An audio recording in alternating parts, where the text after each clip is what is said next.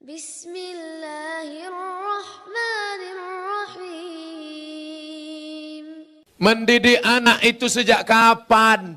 Mendidik anak itu sejak mencarikan calon ibunya. Karena bibit yang baik ditanam di tanah yang subur, akan tumbuhlah bunga-bunga yang cantik dan indah harum semerbak. Tapi kalau bibitnya kau tanam di tanah yang tandus, akan tumbuh pohon kaktus, dilihat tidak indah, dicium tidak harum, durinya menusuk hidung bengkak. Oleh sebab itu maka carilah perempuan yang solehah. Perempuan yang solehah. Bagi yang belum nikah, yang sudah ada kau jaga-jaga aja lah yang sudah ada.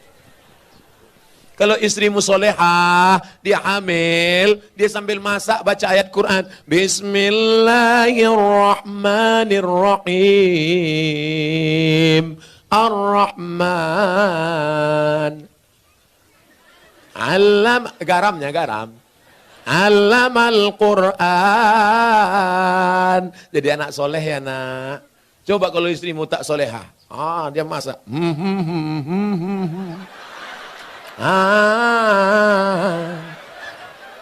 Garam tak ada.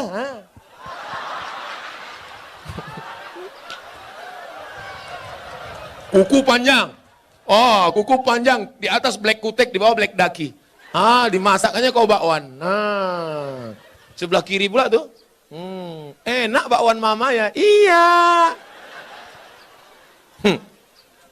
Makanya kalian cari yang solehah. Setelah anak lahir, selama mengandungkan itu apa yang dia baca? Dia baca surat Yusuf. Datang ke Kiai, Pak Kiai, gimana supaya anak saya baik? Baca surat Yusuf. Maksud Pak Kiai supaya anaknya nanti imannya kuat seperti Nabi Yusuf diajak berzina oleh Zulaikha tapi nggak mau. Rupanya dia salah sangka. Disangkanya anaknya ganteng macam Nabi Yusuf. Begitu lahir hitam pendek. Marah sama Pak Kiai. Pak Kiai, kenapa anak saya seperti ini?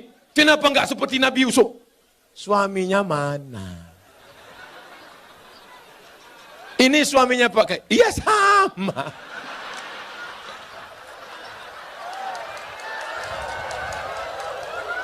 Maksud saya nyuruh kamu baca surat Yusuf, bukan anaknya ganteng macam Nabi Yusuf, tapi imannya kuat. Mohon maaf Pak Kiai, saya salah sangka. Ya nggak apa-apalah, udah terjadi apa boleh buat Pak Kiai.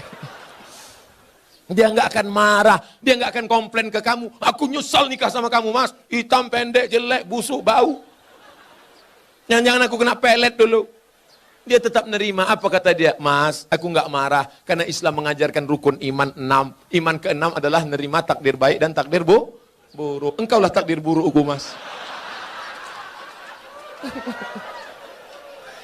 Dia ridho nerima. Dia tidak akan marah mencaci maki engkau. Karena dia berkata, walaupun bagaimanapun juga engkau adalah pilihan terbaik menurut Tuhan untuk aku, mas. Walaupun kemana-mana orang selalu bertanya, itu supirmu ya? Lalu kemudian setelah anakmu lahir, dia akan menyusukannya. Disusukannya anakmu berapa lama? 2 tahun. Sekarang banyak perempuan tidak mau menyusukan anak 2 tahun. Disusukan anak ke kaleng. Makanya anak pulang sekolah bukan meluk ibunya, meluk kaleng. Tanya Bu Dokter, tanya Pak Dokter Andi Sopyan, apa kata dokter? Coba tengok dinas kesehatan, susukan anak Anda 6 bulan berturut-turut, ASI eksklusif. Insya Allah otaknya akan cerdas, tubuhnya akan sehat, tidak terkontaminasi penyakit. Dulu kita mandi di sungai 6 jam mandi sampai biru bibir, nggak ada batuk, nggak ada demam. Air susu ibu membuat kita kuat, imun kita sehat. Anak sekarang ngelihat mendung aja bersin. Ikatan emosional dekat. Anaknya disusukan ibu. Ibu yang menyusukan anak untuk menghindari kanker payudara. Ibu yang menyusukan anak sekaligus keluarga berencana. Ibu yang menyusukan anak kedekatan emosional antara ibu dan anak. Makanya anakmu jauh dia tetap nelpon, mama mau makan apa? Nanti adik bawakan makanan ya. Anak yang tidak kau susukan, kau titip uang pun dia lupa. Mana titipan mama tadi? Enggak ingat, ma. Lupa. Jangan heran. Kenapa? Karena hubunganmu dengan dia sudah lama putus. Lalu kemudian setelah itu dijaganya. 2 tahun pertama, susukan. 2 tahun kedua, lari-lari, lompat-lompat. 2 tahun ketiga, Mulai dia mengajarkan surat-surat pendek, anak sambil motong-motong bawang, motong-motong cabai. Bismillahirrahmanirrahim. Qul huwallahu ahad. Akhirnya dia ajak sholat. Sekarang kita ketemu perempuan di tepi jalan. Umur 5 tahun. Lipstiknya tebal, rambutnya pirang 3 warna, merah, kuning, kelabu. Kuteknya merah. Kira-kira anak umur 5 tahun ini yang ngajar siapa? Maknya. Al-ummat nasatul ula. Ibu adalah pendidik pertama. Sekolah sebelum S1, S2, S3. Pendidik kita yang pertama adalah ibu. Tadi waktu saya makan ada anak kecil berjilbab panjang. Ustadz, anak kecil mencium tangan saya. Anak kecil ingin duduk dekat saya. Kenapa? Karena anak-anak ini dilahirkan oleh ibu-ibu yang solehah. Di mana ibu-ibu solehah itu berada? Di Bontang. Wahai laki-laki yang ingin mendapatkan istri solehah, datanglah kalian ke Bontang. Yang sudah nikah jangan lagi.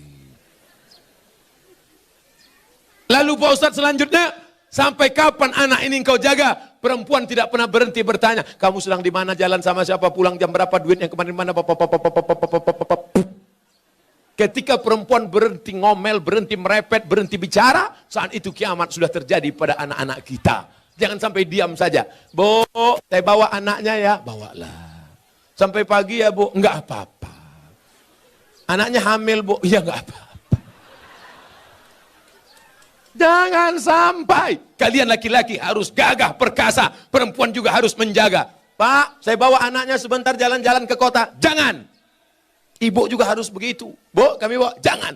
Jangan sampai bapak bilang. Jangan. Sekali tidak. Tidak. Datang ibu dari belakang, bawalah, kita dulu lebih parah daripada itu. Nusa anak-anak kita. Harus kita jaga generasi ini insya Allah.